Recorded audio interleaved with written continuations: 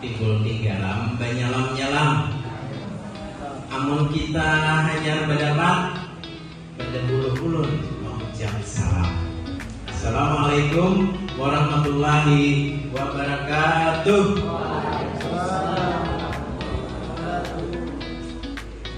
Itulah kita sebagai guru dapat menggali keahlian tersebut atau kemampuan siswa itu supaya apa yang ada pada diri mereka itu bisa dapat tergali seperti itu.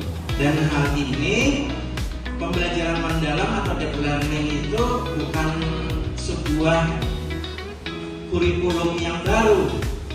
Ya.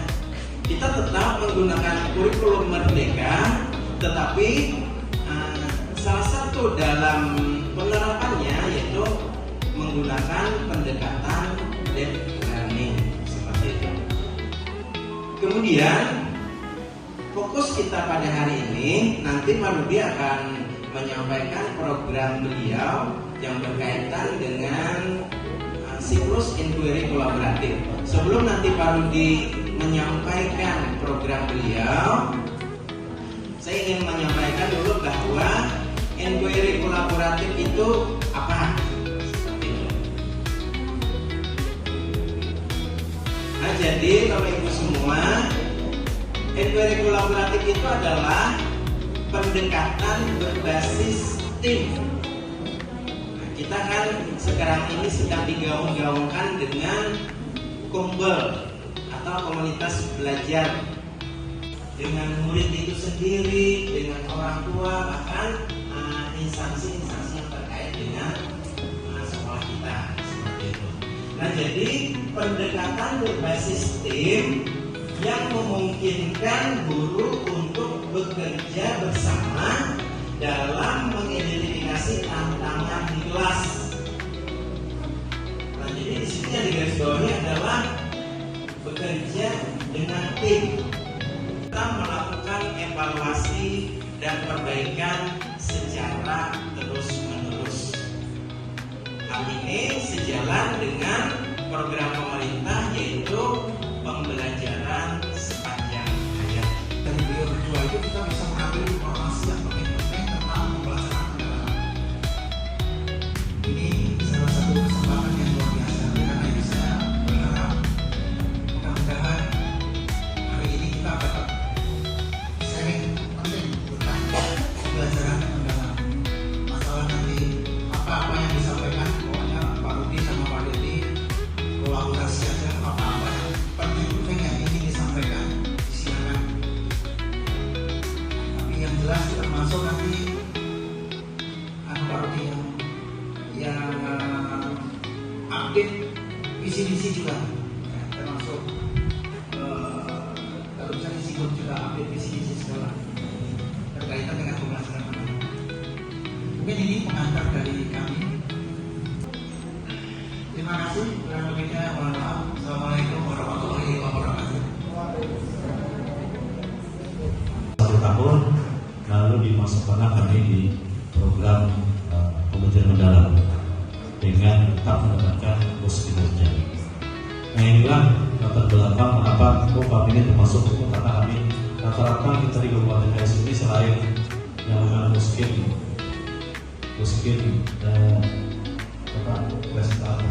kinerja yang baik yang dapat kemudian adalah kelanjutan daripada sekolah penggerak seperti SMP 4 kita melanjutkan sekolah penggerak daripada SD.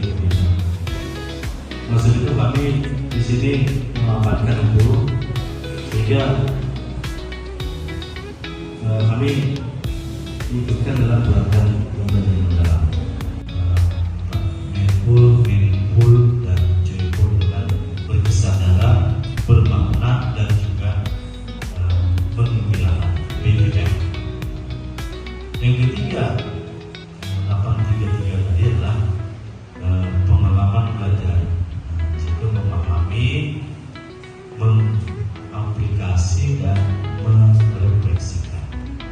Yang keempat itu adalah kerangka belajar.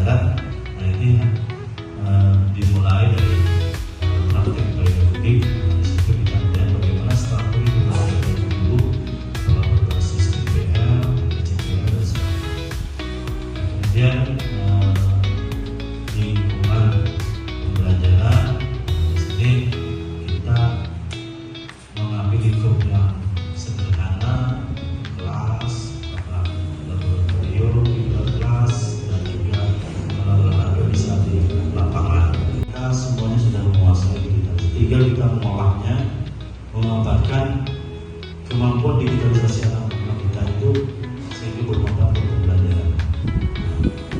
Karena anak pasti setiap hari itu membawa HP, apa yang dimanfaatkan untuk pembelajaran. Nah itu isi daripada kerangka mungkin yang ada di dalam pembelajaran dalam. Nah kemudian kami juga melalui pemantauan dari supervisi awal 50% itu hanya memahami pasal pembelajaran, masih separuh yang belum memahami pembelajarannya. Juga pengalaman pembelajaran di kelas itu mereka belum sepenuhnya menerapkan apa yang disebut di dalam perencanaan pembelajaran yang 8 dan pakai.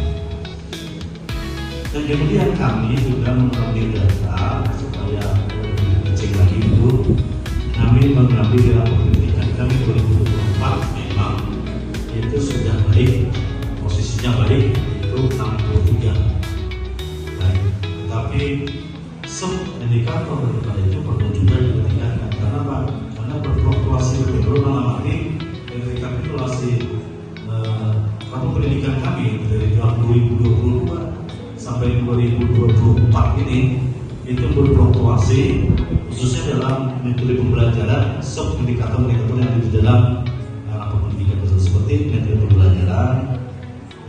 Ketika di tahun 2024 60, sebelumnya di bawah 60 metode pembelajaran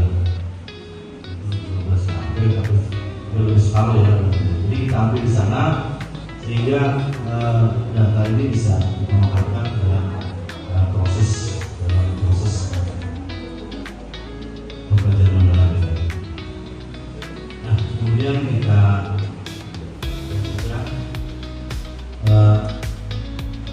tujuan kegiatan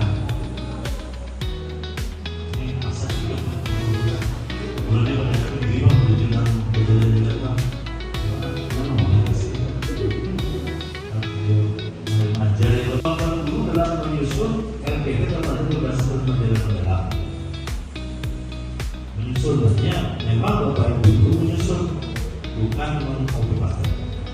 Memang boleh, tapi harus memang mereka memahami dan menyesuaikan dengan kondisi sekolah kita, ya kan? Mungkin kita dengan SMA 1 beda, ya kan? Karena kondisi sosial ekonomi budaya kita beda, dan mau dengan sini beda. Kemudian meningkatkan kemampuan untuk mengimplementasikan ekonomi negara dalam belajar ketika melakukan supervisi. Maka terdapat di situ pembelajaran mendalamnya, namanya ini sebagai prasyarat mengumpul apa ya?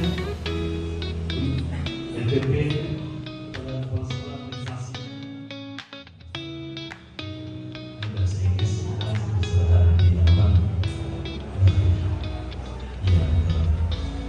dan ini kalau kita mungkin langkah-langkah seperti ini kita sudah biasa di dunia pendidikan kita. Kalau dulu Bapak Ibu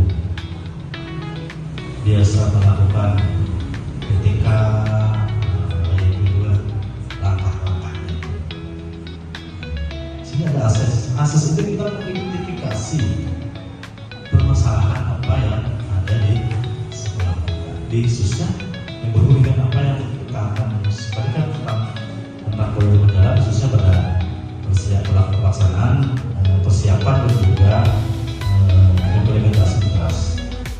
Jadi dalam proses ini kami mengimpul seperti yang kita bilang tadi. Jadi kita mengidentifikasi permasalahan. Itu belajar mendalam itu yang bebas boleh, tapi kami ingin okelah tahap belajar kita seragamkan dulu format dan teknik tersebut. Kemudian sebagian dulu belum mampu melaksanakan pembelajaran sesuai tahapan pembelajaran mendalam. Ketika praktek pembelajaran mereka belum sepenuhnya menjalankan praktek pembelajaran mendalam. Kemudian kita semua berguna metode pembelajaran sehingga pengawalan terhadap pencapaian kualitas pendidikan pada raport pendidikan. Nah, itu tahap kita identifikasi data-data apa yang bisa kita jadikan bahan yang berhubungan dengan pembelajaran Bapak Ibu guru dan perbaikan pembelajaran Bapak Ibu guru kita. Ini menurut solusinya tuh sebenarnya kita tuh perlu, dan yang kita rekrut itu memang guru-guru agama yang memang menguasai tahsin dan tahfiz bahasa. Belum hanya ketika P3K, belum merekrut guru agama yang punya taman pendidikan Al-Quran tahsin dan tahfiz di Bitin itu. Mana belum masih karena mereka kan baru kan. Masuk dulu tuh mereka benar-benar membimbing gitu lah, membimbing. Tapi baik kendalanya membimbing ini pengalaman kami anaknya sebenarnya. Jangankan kita Pak, orang tuanya aja menyerah. Nah ini kendala kita Pak. Nah lalu kayak apa solusinya? Nah kalau ulun tetap aja Bang, jalankan aja sesuai program kita kan. Pembelajaran tahsin tahfiz tahsin dan tahfiz tadi kan. Karena itu salah satu program kita di sekolahan Bang, itu harus tuntas atau lancar mengaji. Nah, di akhir di kelas 12 bertamat. Nah, di minggir dulu lun mahandaki bertamat tuh baik ada lagi Quran. Hafal aja. Mulai waduha kalau bertamat dah. Hafal lah kalau kira katakan dah sudah bertamat. Nah, terus lagi buka Quran dengan kan hafal maksudnya. Nah, ingin kami tanyakan berkaitan dengan yang disampaikan Pak Rudi, kami bertanya-tanya untuk menerapkan inquiry kolaboratif ini dengan bagaimana mengoptimalkan dalam penerapan inquiry kolaboratif ini melibatkan siswa. Nah, kemudian yang kedua pertanyaannya, tips praktis dalam membuat RPP. Kami ada banyak pengalaman Pak Rudi. Kami pernah membuat RPP. Kalau sekarang mungkin belum begitu paham tentang, tapi alhamdulillah beberapa kali mengikuti materi bahan mendalam. Dulu pernah kami membuat RPP itu yang sangat praktis, satu lembar. Jadi ada pengawas data. Jadi kan buat sendiri. Kenapa katanya ini kada lengkap seperti yang di download yang di file-file. Nah, setelah berikutnya ada berita di media sosial bahwa kita itu harus membuat RPP itu yang praktis, satu lembar cukup. Nah, jadi mohon dengan Marudin untuk membuat tips praktis untuk RPP ini dan kita paham untuk dengan pendekatan yang kita bahas ini. Jadi kita buat sederhana dan diterapkan benar-benar di kelas. Kalau sekarang yang praktis download, kita print. Terima kasih Marudin. Aplikasi kan, jadi mengaplikasikan bisa dilakukan di pengalaman belajar dan adalah aplikasinya dari memahami. Jadi kalau memahami, mungkin identifikasi itu ketika kita memahami itu langkahnya di pembelajaran, ya kan? Yang kemudian langkah berikutnya itu ketika di mengaplikasikan aplikasi. Nah di situ ada desainnya, kita mendesain, anak-anak mendesain ya. Bukan kita, tapi anak-anak yang mendesain apa yang akan mereka kerjakan di bawah bimbingan kita. Nah setelah itu mereka mengapresiasikan, nanti bisa berbentuk diskusi kelompok dan sebagainya. Yang setelah itu baru langkah berikutnya ada mission. Nah mission itu bisa menilai, mungkin bisa mereka menilai sesama mereka atau berbagi pertanyaan dan jawaban bisa di sana. Dan juga Bapak Ibu guru bisa menilai juga apa yang mereka laksanakan. Dan kalau ini sebenarnya langkah inquiry kolaboratif ini, kalau kami pikir dari dalam pembelajaran Bapak Ibu itu bisa dilaksanakan. Karena itu sudah kita awali disampaikan di awal tadi bahwa inquiry kolaboratif ini mungkin mirip-mirip langkah ketika kita melaksanakan P3K. Kita bisa melakukan P3K, ya kan? Kesadaran bermakna, mengambil sudah ada namanya program. Sudah ada.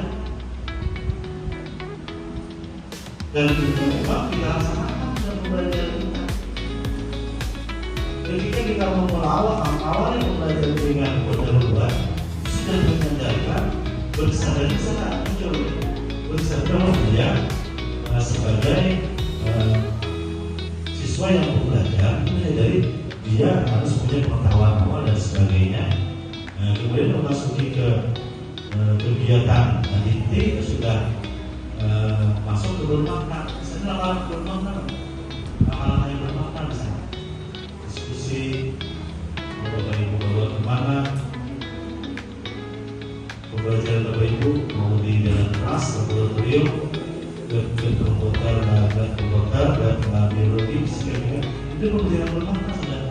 Tutup saya minta refleksi dari Bapak Ibu semua berkaitan dengan apa yang sudah kita dapatkan pada hari ini. Kira-kira apa? Biasanya kalau kita pembelajaran itu pagi akhir kita harus berani menyampaikan kepada siswa bagaimana pelajaran hari ini dengan 6 atau 5 emo.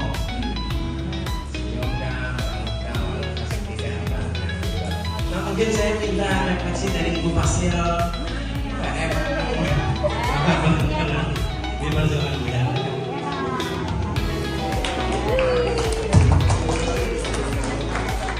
Assalamualaikum warahmatullahi wabarakatuh. Namanya aja ya. Cuma kalau di kerangka pembelajaran itu yang desain kerangka pembelajaran itu yang wajib ada di RPP itu aja. Kalau yang lainnya itu boleh jadi tambah-tambah. Ya. Kalau ulun untuk yang modul pembelajarannya gitu. Ya, kalau teorinya memang udah ya. Pelaksanaannya tuh luar biasa. Jadi kami kemarin dalam 3 siklus ya menemani mereka guru SMP, SMA dan SMK kemarin yang luar biasa ya.